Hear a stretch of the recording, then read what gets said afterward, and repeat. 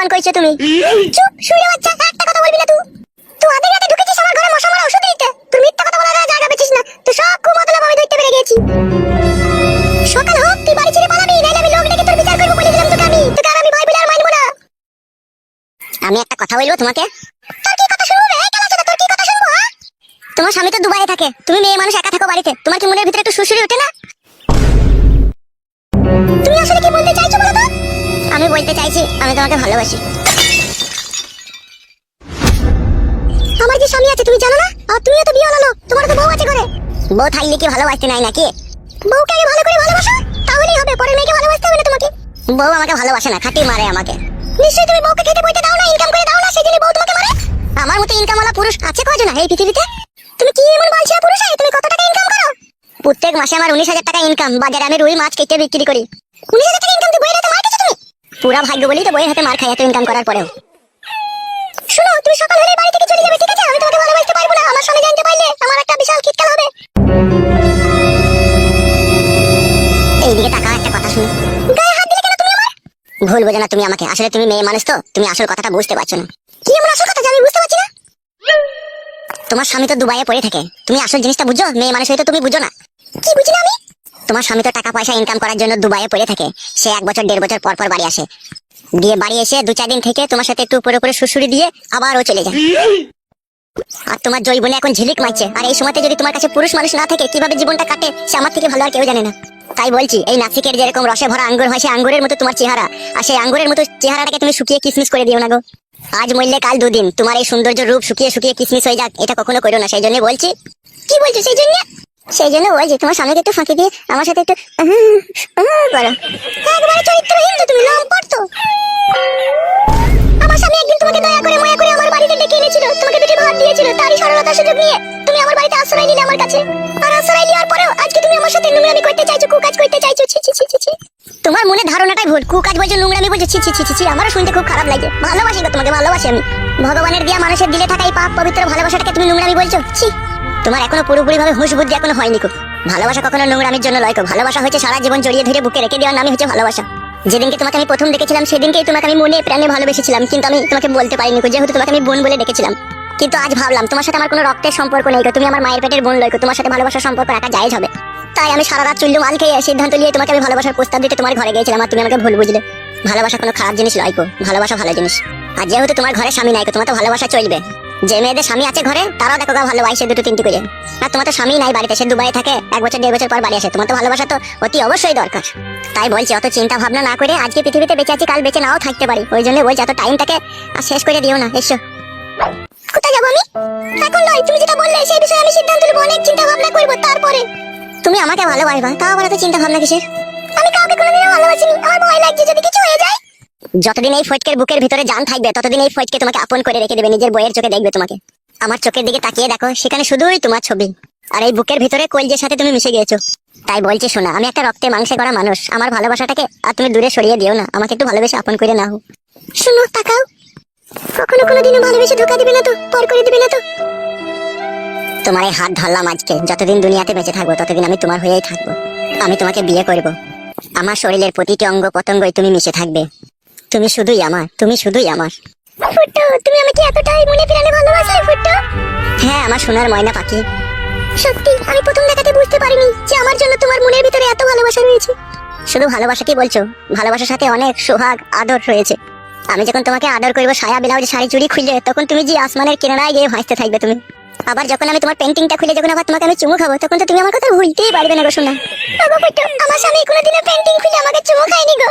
ও শালা আর পেন্টিং খুলে চুমু খাওয়ার মর্ম কি বুঝবে? ও শালা তো হলুদ মরিচ নিয়ে ব্যস্ত থাকে দুবাইয়ে। ঠিকই বলেছো, ওই পয়সা ইনকাম করে, কোনোদিনও ভালোবাসে না। তুমি যেভাবে বলছো ওইভাবে কোনোদিনও আমার সাথে করেনি। কি বলছো তুমি? পেন্টিং খুলে কোনোদিনও চুমু খাইনি? না, খাইনি কো। পেন্টিং খুলে কোনোদিনও চুমু খাইনি কো, আর তার জন্য তোমার মনের ভিতরে এত দয়া মায়া কি করে হইল গো? আমি ওইসব বিষয়ে জানি, আমার বিয়েটাই হয়েছে, তুমি যখন বলছো বলে আমার মনের ভিতরে একটু সুসুরি হচ্ছে। এতক্ষণ তো মুখে বললাম এসো ঘরে এসে দেখো আমি সুসুরি দিচ্ছি। এখনই রাত হবে একটু? রাতে তো ময়ূরের পাখনা বলাবো সবকিছু খুলে দিয়ে, আর এখন চলো একটু সুসুরি দিয়ে একটু ঝাঁকিয়ে দিই।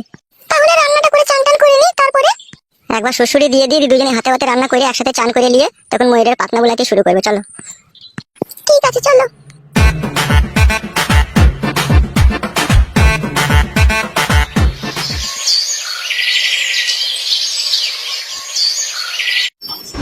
শ্বশুর আব্বা, আপনি আপনার ছেলেকে যেখান থেকে হোক খুঁজে বাই করবেন, ঠিক আছে?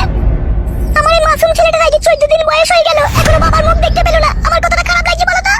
চেষ্টা তো আমি করছি গো বৌমা, আমি কি না চেষ্টা করে বসে আছি নাকি? আপনি চেষ্টা করছেন না বাবা, আপনি বসে আছেন বাড়িতে, আপনি তো কোনো জায়গায় খুঁজতে যেতে পারেন। তুমি কি বলতে চাইছো কি বলো তো বৌমা? আমি কি খুঁজতে যাচ্ছি না নাকি? হ্যাঁ, 1 মাস হয়ে গেল আপনার ছেলে বাড়ি ছেড়ে চলে গেছে। আমি একা মেয়ে মানুষ কি করে ঘরে থাকি বলো তো? হ্যাঁ, আমার কি একটা জয় বলে যাওয়া নাই? স্বামী ছাড়া হয়ে আছে আমি। তোমরা নিজেরা দোষ করবে, নিজেদের মধ্যে ঝগড়া শান্তি করবে, দিশে কোন বাড়ি ছেড়ে পালিয়ে গেছে, দেখুন আমার দোষ হচ্ছে নাকি? হ্যালো, কি হলো কি না? এত চিল্লাচিল্লি করছিস কেন তুই? শোন মা, তোর এই টাকলা চোদা বুড়ো চোদা ভাতাটাকে বল যেন আমার স্বামীকে খুঁজে এনে দেয়। আমি কিন্তু আর জয় বলে জ্বালা ধরে রাখতে পারছি না। পাইছো না তাহলে দিয়া লেগে ঘষে দাও গা। ওগো কেলা চোদা মিনসে স্বামী, দিয়ালে ঘষে দিবার হলে তো ঘষেই দিতে পারতো।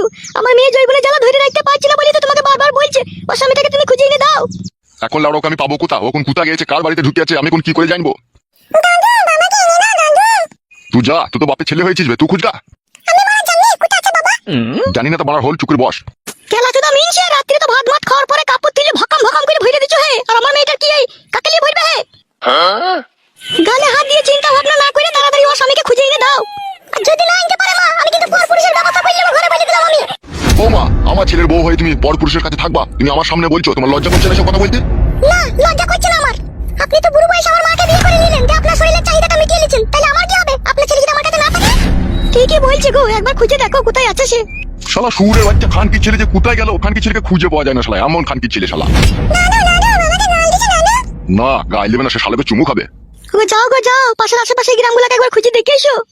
লেওড়া, আশেপাশে গ্রাম বলছে, সে কোন গ্রামে যাবো আমি? সঠিক একটা ঠিকানা জানতে হবে তো, সে কোথা আছে? বাইরে একবার বেরিয়ে যাও, এখানে করে লোক থাকবে তো, তাদেরকে একবার করে জিজ্ঞেস করে দেখবে, কেউ না কেউ সঠিক ঠিকানা দিবেই।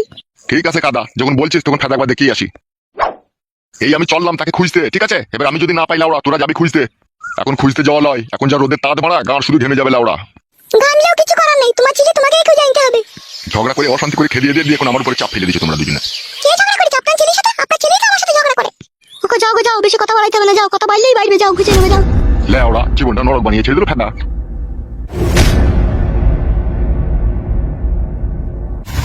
আর তোর বুদ্ধি হুশ খুব কমলো কেন? আমার বুদ্ধি হুশ কি করে কম হইলো? নিজের স্বামীকে যে মেয়ে বসা আনতে পারে না, বাগে আনতে পারে না, সে আবার মেয়ে কি চললো? হ্যাঁ, বেটা ছেলে পুরুষ মানুষকে আবার বস করতে টাইম লাগে? চিৎ করে ফেলিয়ে দুবার মুখে বুলিয়ে দিবে, দেখবে সোজা হয়ে যাবে। সেটা তো খুব বেটা লয়, তুই জানিস না ও বিশাল বৈদ্য।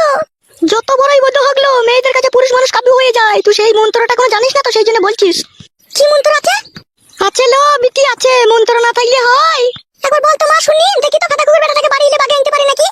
তাহলে শোন, বাড়ি যখন আসবে রাত্রে ভাত মাত খেয়ে শুবে, একটু পায়ে হাতে তেল দিয়ে টেনে টুনে দিবি, বুঝলি তো? মাথার চুলগুলোকে একটু টিপে দিবি, টিপে টাপে দিয়ে একটু জড়িয়ে ধরে ভালো করে ওর সাথে সহবাস করে নিবি।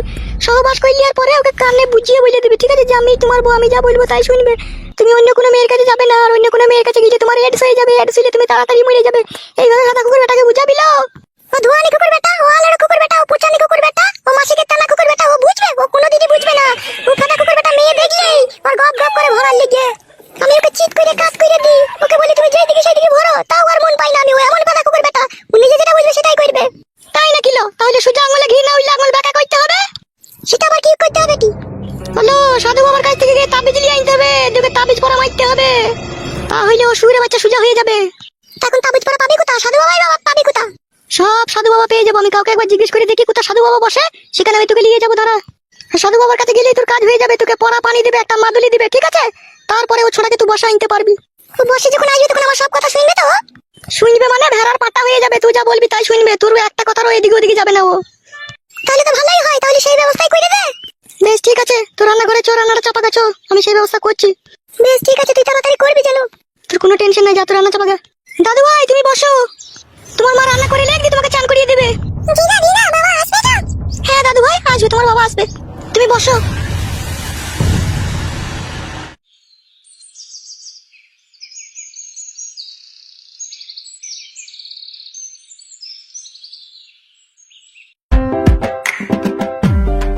আরে কানাই বাবু যে কোথায় যাওয়া হচ্ছে সাত সকালে?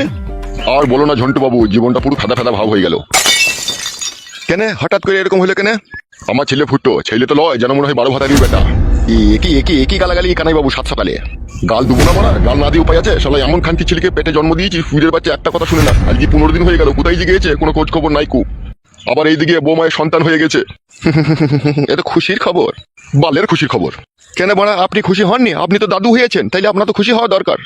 বাড়া ছেলে বাড়া বাপ বাপ করে মাথা খারাপ করে দিচ্ছে, বৌমা ভাতার ভাতার করে আমার মাথা খারাপ করে দিচ্ছে। তা আপনার ছেলে গেছেই বা কোথা? সেটাই তো বাড়া জানি না কো।